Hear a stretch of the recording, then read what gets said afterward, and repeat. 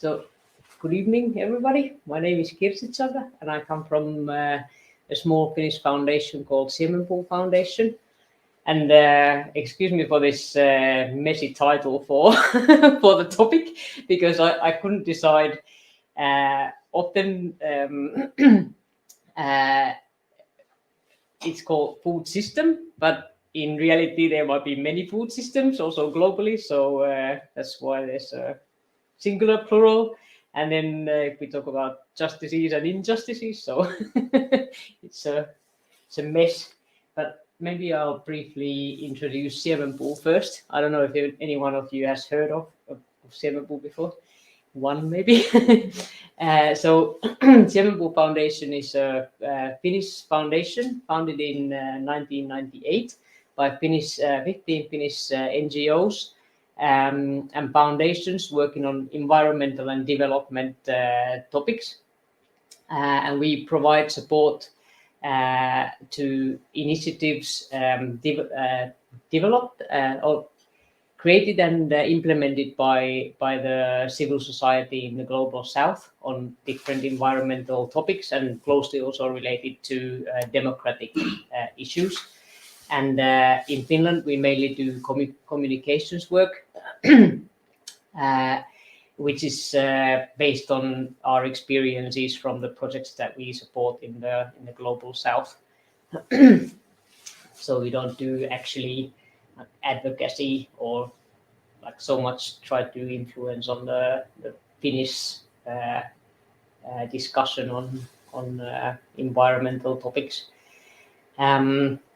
And our main source of funding is comes from the Finnish Ministry for Foreign Affairs, from the Development Cooperation Funds.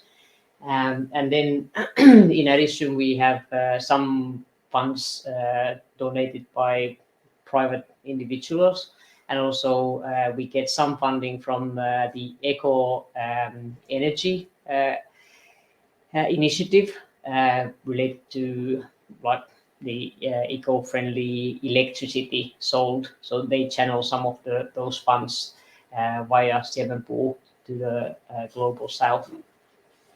And currently we have 3 different thematic schemes through which we fund projects in the global south. One is called biocultural rights. It has to do with indigenous peoples and local communities comprehensive rights related to both their environment and their culture and like integrity related to that. And those projects are funded in Kenya and Myanmar, although Myanmar is quite a difficult context currently because of the military coup that took place there some time ago. And then we have a scheme called Energy Justice, where we support both advocacy of the local people for localized energy policies, and then also installation of energy systems. And that scheme is funding projects in Mali and Myanmar, and not again Myanmar if it's possible, but those countries. And then the third scheme is called Feminist Agroecology and Community Forests. And in that scheme, we try to strengthen the rights of local communities when it comes to livelihoods and community managed forest areas. And that scheme takes place in Liberia and Mozambique. And I work on this last one. So if you have any questions on the first 2, I might not be able to answer, but I'll try. And please interrupt me anytime if you have questions or comments. But then I wanted to first ask you what would be the matter with the food system or systems, to get some idea. It would be nice to hear. Perhaps you have already discussed these in the previous sessions as well. So what do you think is wrong with the food system or systems currently? It's wasteful, I suppose, in many ways. It's not circular. deplete soil. Surely. It's a large footprint. It's so complex. We can't know. It's closed. It's really driven by mass production, but not like for kind of supporting justice or like equality, but more like advancing inequality and injustice. Yeah, I think we're on the same track, and I hope I'm not repeating the previous sessions. Things. Let me know if you talked about this. I just understood that you must have talked about the environmental impacts at least last time, but what the kind of the concerns I have thought I would talk about are based on. I don't know if anyone has heard about Fingo. Yeah, okay. It's an umbrella organization of Finnish civil society working on development issues, and there's a like food security working group within Fingo. So this past August, we launched a kind of statement about the food system or food systems. So these are based on that, and then there's something called the Finnish Development Policy Committee, which is like a multi-actor national committee on development issues. They also published a report maybe over a year ago, about the food security. So these are based on those concerns found there. So one is that the the global system is very much based on fossil fuels, and for example, what was noticed when the war started, when Russia started the war with Ukraine, suddenly it was noticed how, for example, the fertilizers are based on so-called natural gas, for example, and also because the mainstream agriculture is so mechanized, so it uses a lot of fossil fuels to function. And then how the system is impacted by climate change. For example, droughts. I'm sure everyone has heard about the drought in Eastern Africa, for example, or the Horn of Africa currently, and extreme weather phenomena, which is actually becoming quite a like more and more frequent. And it's estimated that globally 1/3 of the food production is impacted by climate change currently. It's quite a big proportion. And also then the current food production exceeds these planetary boundaries. For example, like half of the production is exceeding these sort of 4 boundaries, how much the planet can provide. One is related to land use changes, one to biodiversity and water and nitrogen, and the environmental baggage that the food production causes. For example, it occupies 1/3 of the land globally, and 2/3 of sweet water resources, and it's responsible for nearly 1/3 of greenhouse gas emissions globally. And it's estimated that 3/4 of the deforestation in the tropical areas and 2/3 of biodiversity loss are caused by food production. And if we look at the biodiversity loss, the conversion of ecosystems, for example, forests or peat areas or grasslands. But 75% of agricultural land is occupied by meat and dairy production. So if we just consumed vegetarian or consumed vegetable-based food, I suppose it would be quite a bit less. And then also aggressive land management, how the not just the square meters or hectares considered, but how the land is or the soil is managed causes a lot of biodiversity loss. And then because the food production is based on large monocultures and chemicals, and for example loss of pollinators, a large proportion of plants needs to be pollinated by pollinators, and with the chemicals we are killing the pollinators. And then soil and water degradation, erosion, fertility loss of the fertile layer of the soil, and salination, mainly due to irrigation. The land or the soil becomes salinated and no longer apt for cultivating anything. And desertification and water scarcity, eutrophication. And then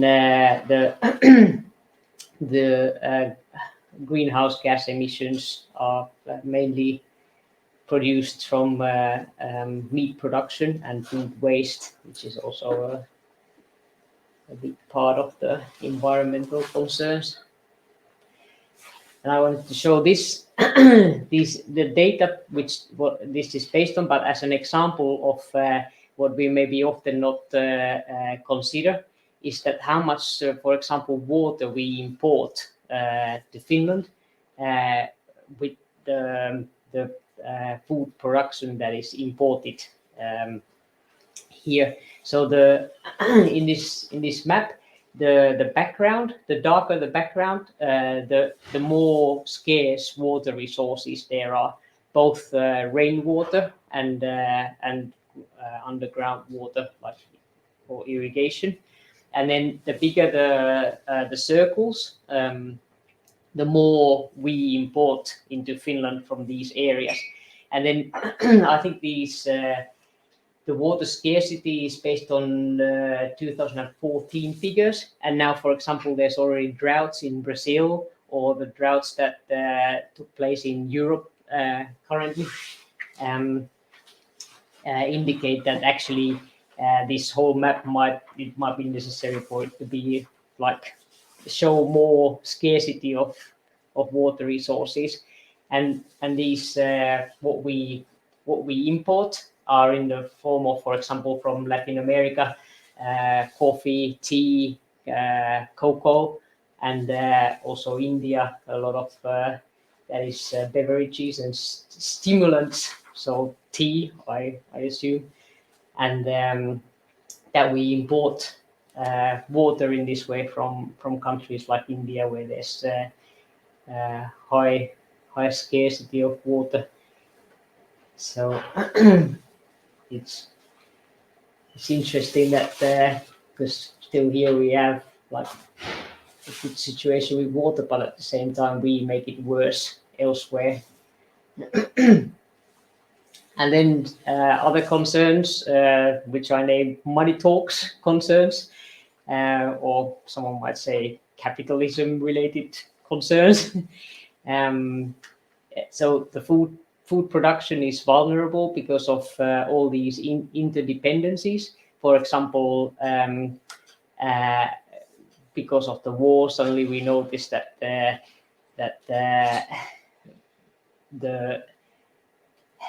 the exports of wheat from Ukraine or Russia, how important they have been to for example, countries in the Middle East, or if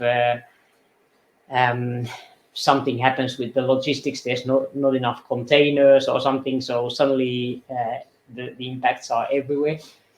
And it's also very centralized. There's big units, and then multinational corporations have a very decisive role in the system.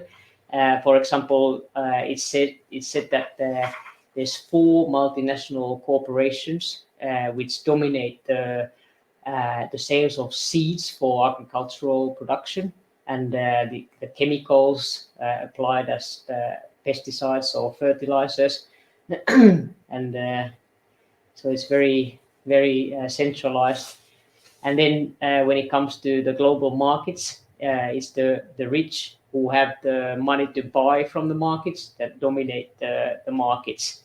If there's, for example, scarcity of wheat, the ones who have the money to buy can buy the wheat and the rest not. And then the unfairness of trade rules.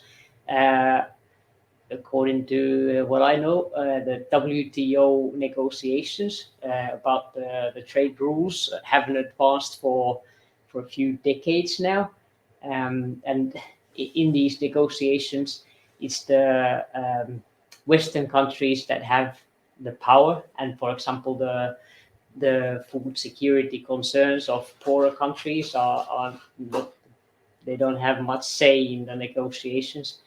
And for example, I participated in the Buenos Aires, the WTO negotiations as a civil society representative, and what was discussed there was digital trade.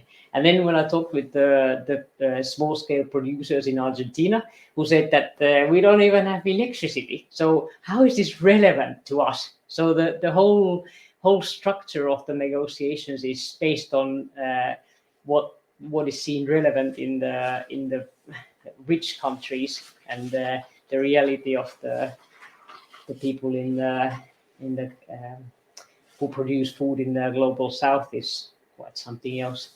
And for example, seeing seeds as commodity instead of being related to human rights and being able to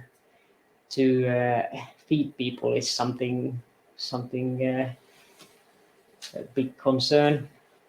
And then there's vulnerabilities caused by trade. For example, in many countries, for example, in Mozambique, where we support the work of the local civil society, there might be a preference to produce cotton or something else that you can sell as a cash crop, and then the land is occupied for that instead of producing food for the local people. And then on the other hand, the local producers often can't compete with imports. For example, from in Mozambique, it would be from South Africa. It's difficult to compete with the large scale sales imported from other countries. And then the dependency on imports creates vulnerability and weakens resilience and affects power relations, because also locally then the people who have money to buy are in a stronger position than the people who can't buy. And if this, for example, the wheat suddenly is not there, and there is no structure, for example, in the Middle Eastern countries, if there's no structure to produce locally the food or wheat, so then and the market stops, so then there's no wheat. And then how private investments have replaced public funding. If I remember correctly, the food production related development cooperation used to be like 25% of all development cooperation funding, and now it's maybe something like 5%. And also nationally, countries have reduced the budget spent on food production, and instead, for example, company interests dominate the topics of research in the food production thematics, and then private money being like more dominating the scene. The prices are more volatile, and the production has shifted more towards animal fodder and biofuels, for example, palm oil production. So it makes everything less predictable. And then other concerns would be unfair land tenure in many countries. Now I'm again thinking of Mozambique, where where there's, for example, Chinese companies make a deal with the government to produce rice, and the local people's traditional rights to occupy the nearby land for food production for the community is suddenly wiped off. So the land tenure of poorer people is very insecure and easily dominated by larger interests.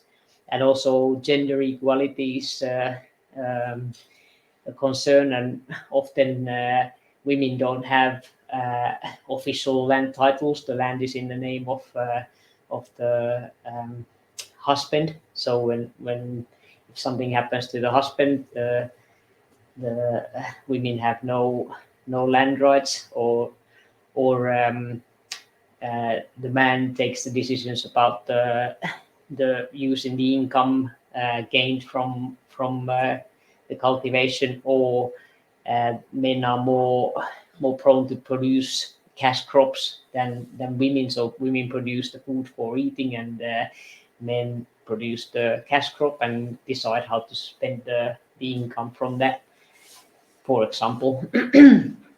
And then there's population development and urbanization, because in countries where the population grows, there's more demand for food. But then also urbanization has happened or is happening fast in nearly all countries, which means that when people move to urban areas, often their diet changes, and the food they consume becomes more energy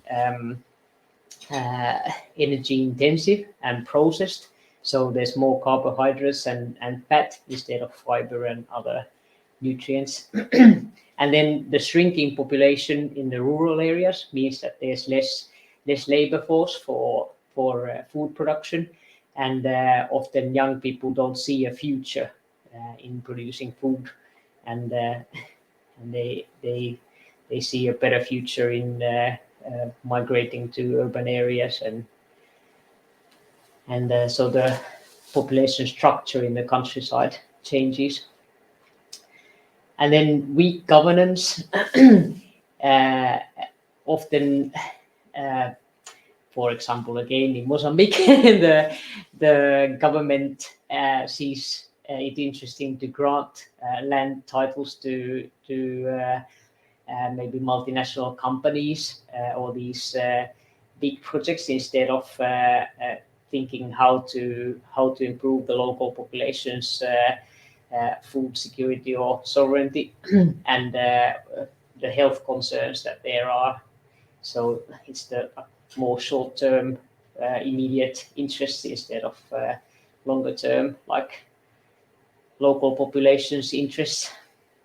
And often women's land rights and indigenous people's land rights, and overall the part of the population which is already marginalized. So their rights are affected by weak governance.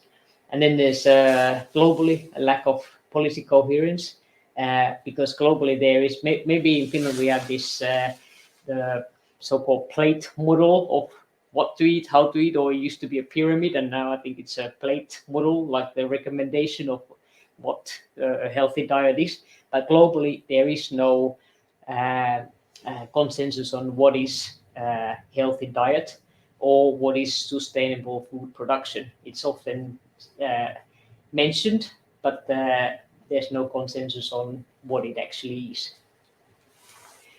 And then I like an organization called GRAIN, which is a small, or not so small, well, a small CSO based in Spain, but working globally on food-related topics. And here I just looked at the titles of their work this year, and to look for what do they actually talk about, what are the challenges, and it's quite the same topics that they have found as well, the link between food and energy and climate, and the chemical fertilizers, and land grab for carbon credits, and Israel's agro diplomacy related to guns and farms, and the free trade agreements and how fair or unfair they are, or fairly fair, so maybe more unfair. And then the agribusiness greenwashing, and the need to localize food supplies, and genetically modified organisms, food crises to crises, where it seems that it's intensifying how fast we jump from one crisis to another, and land rights, climate crises, profits on the cost of local people's rights, and privatization of biodiversity, and how digitalization can result in the local people losing their land rights, and locally produced milk, locally produced and sold, and land grab to soil grab, and who gets to define the terminology. There's a constant battle in FAO, or the civil society is trying to influence on what is discussed and how the terms are defined. And then it said that FAO claims differently. Like, what's is there a perspective that like big farms and this kind of modern development feeds the world? There's a kind of constant battle within the FAO, and especially the World Food Security Committee, because in this committee there's it's like FAO is the secretariat of the committee, so there's quite a big CSO representation in this committee, and the CSOs are trying to bring the topics and like what is seen relevant from the point of view of small scale producers and agroecology and all this. And then there are some countries have more understanding and some others have no understanding. For example, there's been discussions between the US and these CSOs, and it's a battlefield. But maybe because we discussed that I could present these terms of food security and food sovereignty. So maybe in those I'll show what has become in relation to this, like how the battle has influenced on these concepts. So as an example, now I have no idea how much time I've used. Maybe I'll try to go a bit faster. So when we talk about food security and food sovereignty, I don't know if you've already discussed these topics before. No. Okay, so maybe it could be said that food security is kind of the mainstream concept when we talk about food and what should we think about it. So that concept was first defined in 1974 at the World Food Conference, and those days the concern was about the market prices and the growing population globally. So the first definition was this on the top there, which is availability at all times of adequate world food supplies of basic foodstuffs to sustain a steady expansion of food consumption and to offset fluctuations in the production and prices. So that was what it was nearly 50 years ago. But then afterwards, for a long time, it was discussed that food security has 4 pillars, and those pillars were what is in the bottom here, which was stability, access, availability, and utilization. But then because of this advocacy by the civil society, the concept has been evolving all the time. And most recently, the two further pillars, which is agency and sustainability, have been added to the concept. So it's all the time been like an evolving idea of what food security actually means. So I would say that this agency and sustainability are largely due to the civil society advocacy, that the concept has been kind of widened to include these ideas. And this definition in the bottom here is from the a document by the high-level panel of experts of the Committee on World Food Security from 2020. So this is kind of the latest version of the idea. So nowadays, if you want to define food security, they would define it as food security is a situation that exists when all people at all times have physical, social, and economic access to sufficient, safe, and nutritious food that meets their dietary needs and food preferences for an active and healthy life. So now the environmental concerns are taken into consideration with the sustainability and long-term thinking and the agency of the peoples themselves. Whereas the earlier, the first definition was more just markets and population growth, and just for people to eat whatever, but as long as everyone gets something and the price level stays more predictable. So over time it has kind of changed quite a bit. But then then again, maybe we don't go through these further definitions. But then talking about food sovereignty, the idea, this is the concept that the peasant movement has brought up, and it was actually first shaped in a meeting organized in Mali in a declaration of Nueleni in 2007. So the idea is that it's more solutions from the ground, from the people who produce the food, and it was an international meeting of rural peoples, like food producers and pastoralists and gatherers. So in 2007, the definition they published was that food sovereignty is the right of peoples to healthy and culturally appropriate food produced through ecological sound and sustainable methods, and the right to define their own food and agriculture systems. And then since then, the aim of the World Peasant Movement, where Via Campesina is an important actor as the kind of the movement of peasants globally, joining different national peasant associations.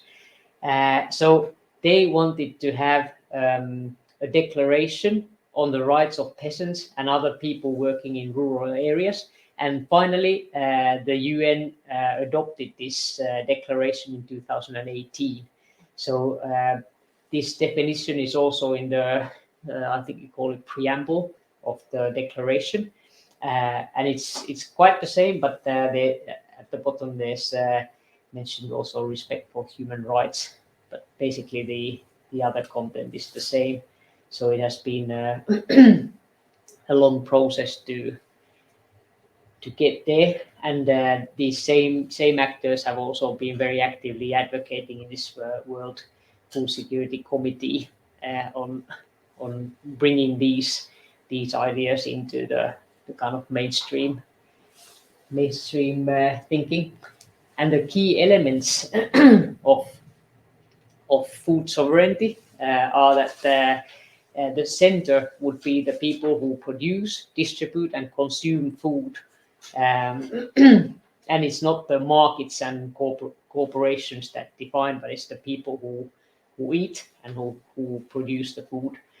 And the emphasis is on local and national economies rather than large scale initiatives, and and that the food production and consumption would be environmentally sustainable and socially and economically sustainable, and that basically the local people's rights would be respected in many ways, and that people would be equal, like men, women. I think nowadays other genders as well.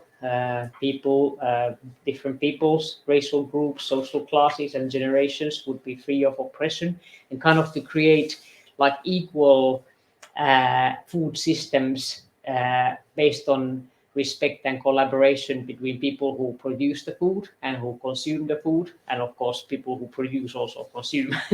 So like a fair world for everyone, and not just one system, but a variety of systems.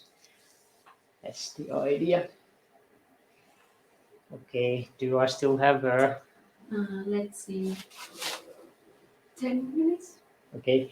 Do you have any ideas or contributions or questions, anything about these concepts or anything?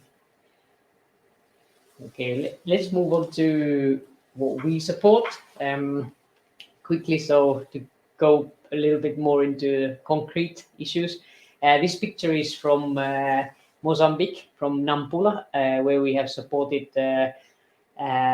these women farmers groups in agroecological farming, and this is a training session about how to make like a natural repellent pesticide or repellent for bugs. So what we support, actually now we are only just making, because our new funding period started this year, so we are actually only making the funding decisions now. It's likely that we support 6 projects in Mozambique related to agroecology. So I kind of collected generally the activities, what they want to do, because they design the projects, and we grant the funding, and then they implement the work.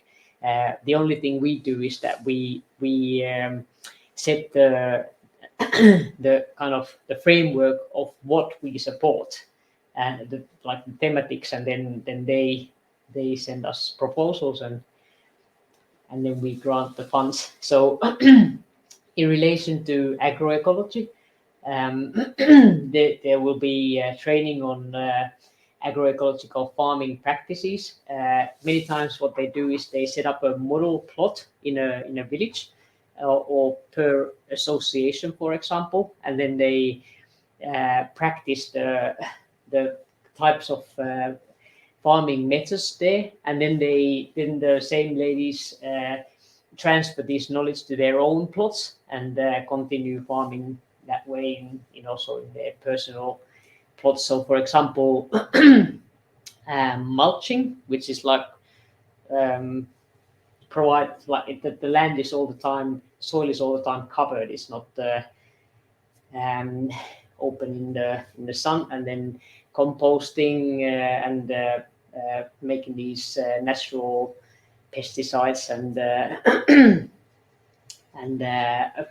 multi-cropping, not like bigger monocultures, but often one lady might have maybe 1 hectare or 1.5, 2, maximum maybe 3 hectares. So, and it's all like manual work. There's no big machines.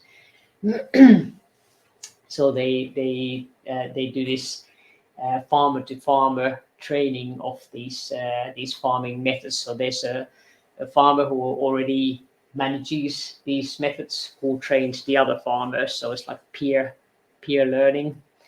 methods, and then they learn how to save and multiply local seeds, and also many times build these small silos to store the seeds. And then now, for the first time in a few villages, also establish this drip irrigation system made with local materials, and they document the local varieties, farming practices, and then also the idea is to practice animal husbandry of local breeds, like as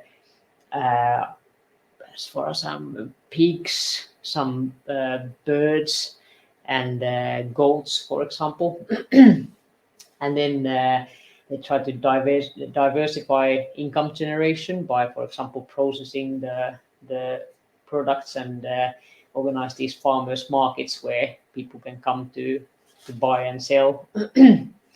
And then awareness on using fire, because many times the way to clear the land is to burn, and often these fires also become uncontrollable. So the idea is to actually not burn anything, but slowly move towards not using fire.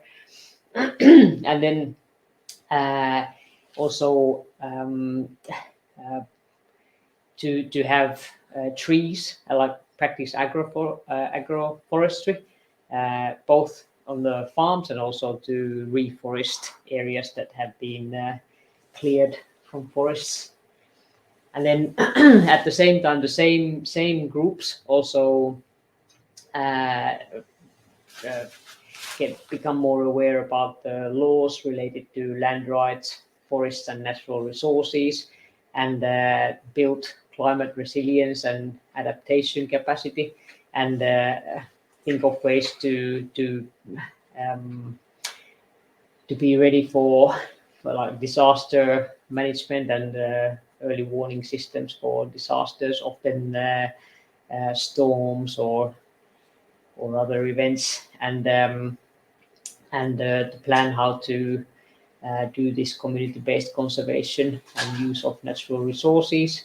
And then also construction of wood-saving stoves. Often what they do is they have the 3 stones and some firewood. So how to use a stove that is more energy saving, and how to build more climate resilient houses, because often in the communities they make bricks from the soil itself, and if there's a storm, the buildings are not very resistant. And in some communities also solar power. And then in all the work that we support, also part of it is this movement building and strengthening of the rights of the local communities. So they might form peasant associations and rural women's movement. We have actually been supporting this national kind of union for rural women in Mozambique. So to continue that, and train on activism, and support the local communities if there's a threat of land grabbing by bigger projects. For example, tree monocultures like eucalyptus plantations or other mega projects like that. So for the local people to learn to defend their land rights when it comes to these big initiatives. And then gender issues are an important topic, and the female leadership and networking, and then exchange of experiences between the communities on agroecology and women's empowerment, and also learning how to do advocacy towards the local decision makers. Then still that was one thing that what can we do from here? That's already what you're doing, but this is a few ideas that came to my mind. But I'm not sure what you do if you study or work or what are you engaged in, but like at work, what can you do about food system thinking, or if you study, can you somehow get engaged in these topics in your studies, or if you're thinking of research topic, maybe there's research topics related to food production, and then become active politician is one option, or doing policy advocacy as CSOs. There's I think Dodo also might do that, and the Finnish Union for Nature Conservation, or there's many organizations. And then I must be a lot older than any of you, but there's been some very successful campaigns over the years about directed at companies. Like I remember this one campaign directed at Nestle, because they were marketing formula for like baby food, and which especially aggressively in developing countries, and with the result that women would replace breastfeeding and start, because it became like seen as something better to use the formula instead of breastfeeding. So there was quite a visible campaign against Nestle. And still, every time I go to a shop and I see Nestle in the packet, it just reminds me of this campaign. So I thought it was quite successful, but I don't know if you have heard of it.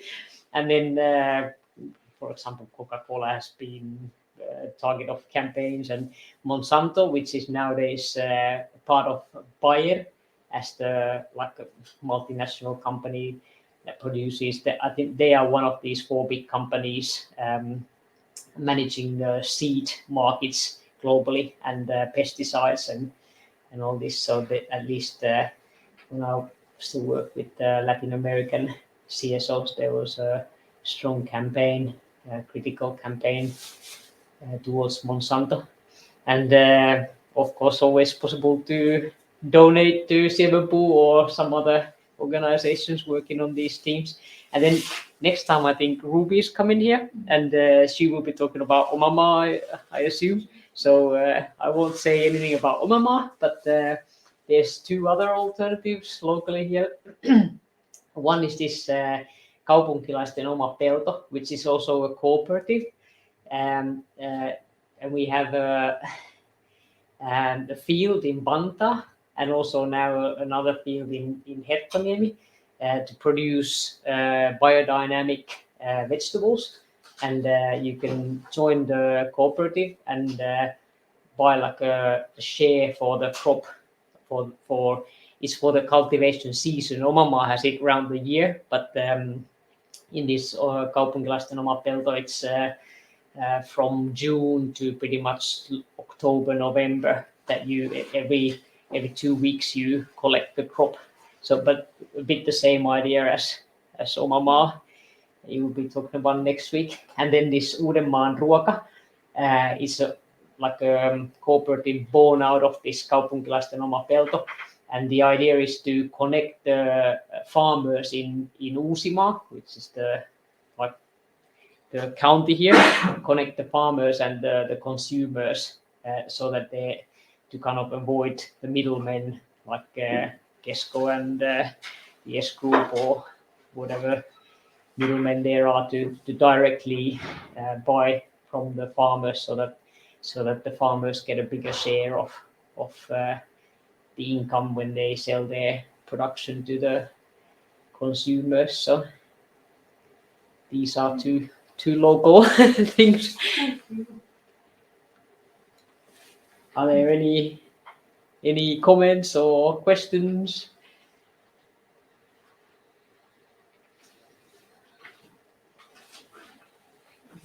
I have one. I think you many times that Siemenpuu is supporting or coordinating funding for this project. So Siemenpuu isn't actually like implementing the project, but it's No. like it's The idea is supporting the that local- we channel the funding to the local organizations.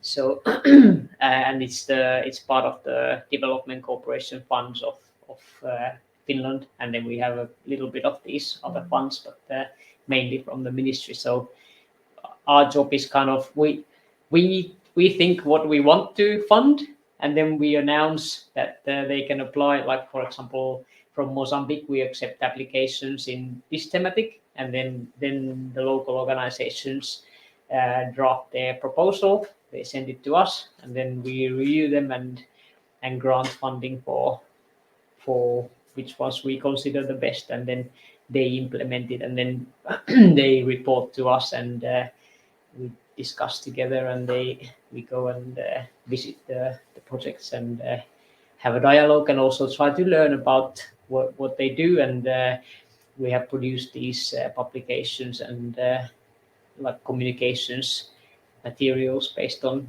the experiences that we get from the projects, but we don't implement the projects, and we are only based here in Helsinki. We don't have any country offices anywhere, but directly from here coordinate. Okay, I hope it was a little bit useful. I guess I could ask, or I'm curious about the Mozambique example, for example. Implementing the kinds of types of farming that they're doing that are more sustainable types of farming that these small scale places are managing.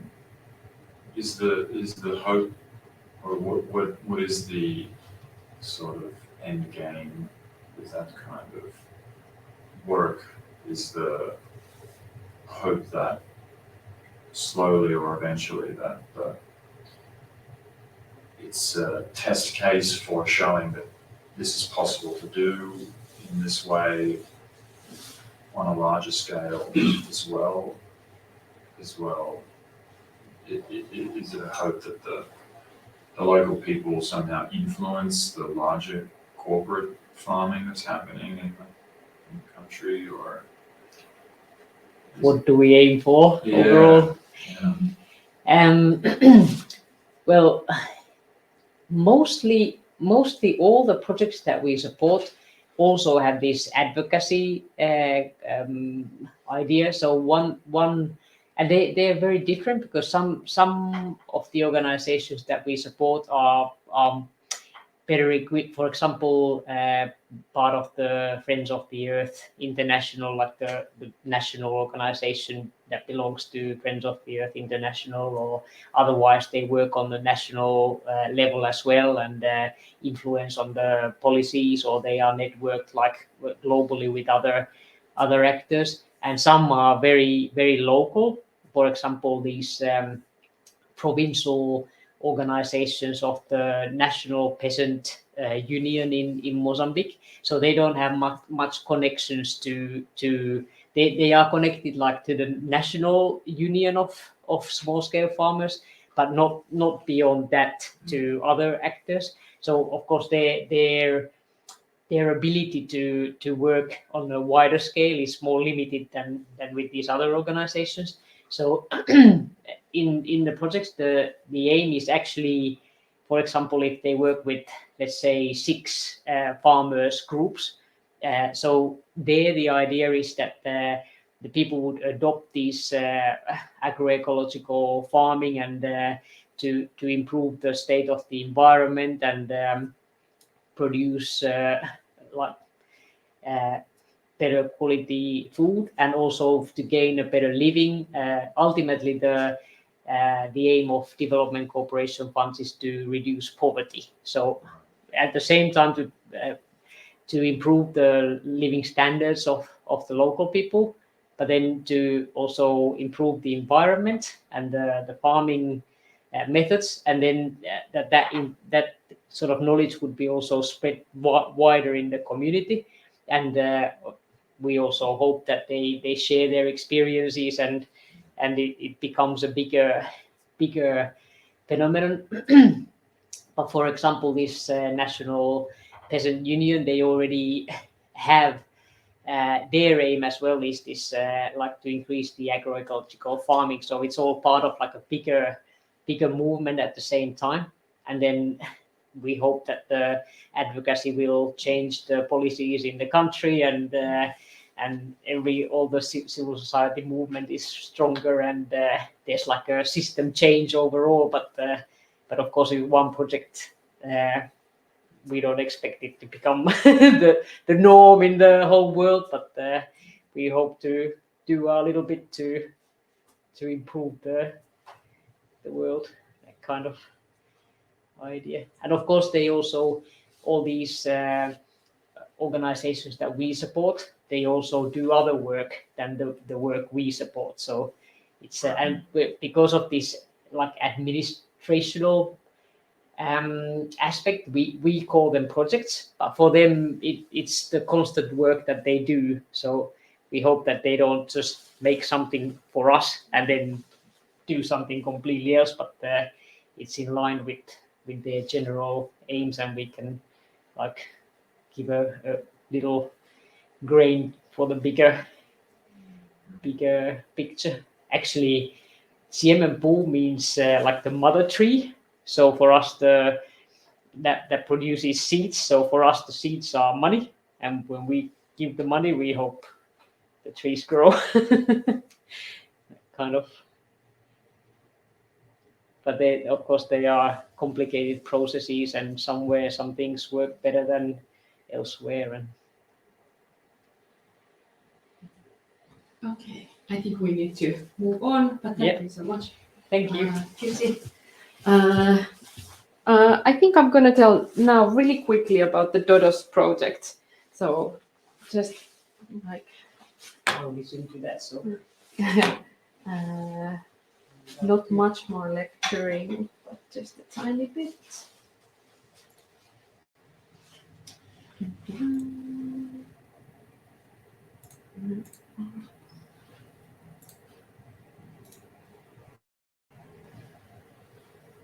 Yes, so I'll pass on Sunny's greetings from Gambia. She's here there at the moment because of the project. So Sunny is the coordinator of the Tesito project of Dodo. Should I be on this side maybe? But then I'm not in the camera. Ta-da. Okay.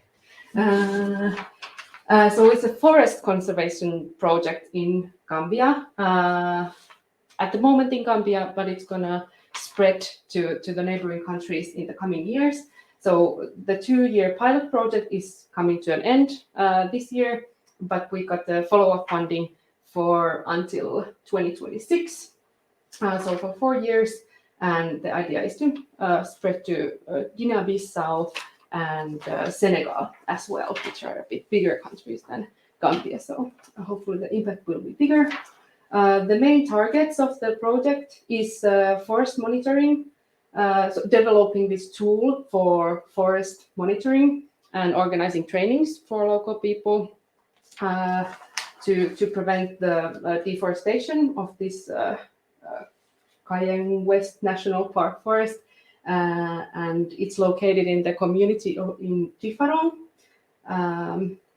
and also like beside the main forestation target, there is an aim of creating livelihoods to replace the sale of firewood, and that's where the food security plays in.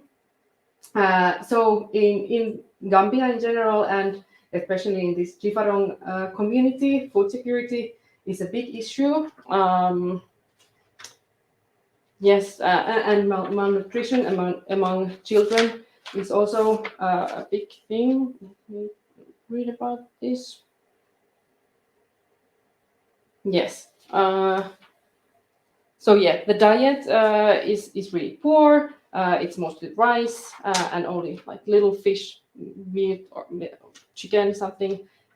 So vegetable farming and fruit trees would also enable more varied diet for people. And yes, let's see.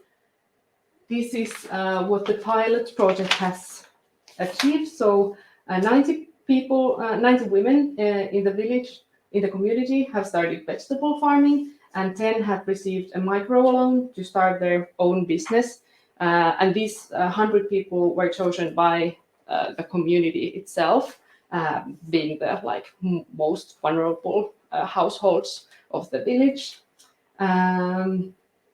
So the microloan system is so that the 10 women received a microloan, and since once they get their business going, they return the loan and it's loaned forward to the next person.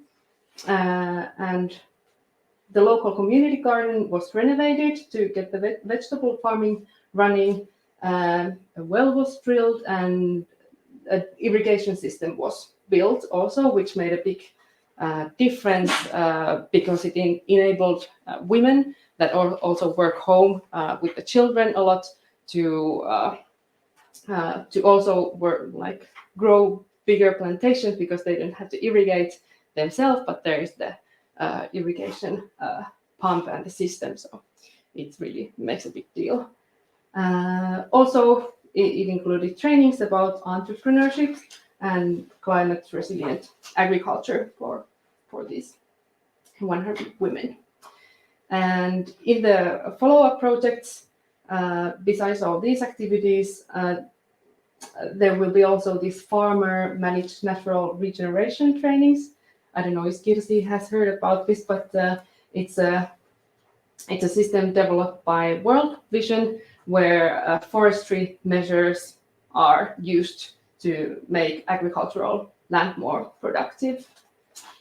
Yes, well, that's that in a really nutshell, small one. But if you want to hear more about the project, you can read at Dodo website, and here are the contacts of the project manager, Sanni, and also you can follow on Instagram the Tesito project Gambia. Yeah, and also Tesito project is sometimes having volunteers to help in the fundraising and communication. So if you're interested in doing something with this Dodo Global Development Project from Finland, then that's possible too.